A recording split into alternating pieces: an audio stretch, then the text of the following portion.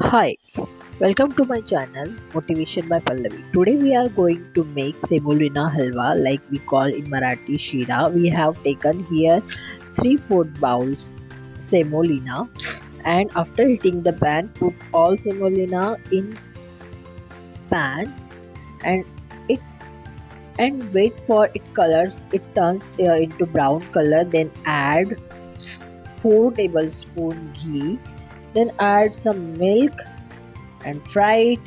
Again add the dry fruits and same 3/4 bowl the sugar. Now halwa is going to be ready. You can see its colors change almost. It turns in a brown color. Hey guys, if you are not still you are not subscribe my channel, please subscribe it soon. And thanks for watching my recipes.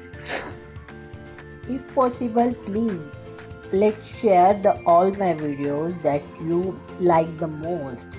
Please share it your friends circle. Thanks for watching, and please click on a notification that you will get the all recipes of mine upcoming recipes. Thank you everyone. Here is the halwa ready, like semolina halwa shira is ready. Thank you. Thanks for watching my recipe.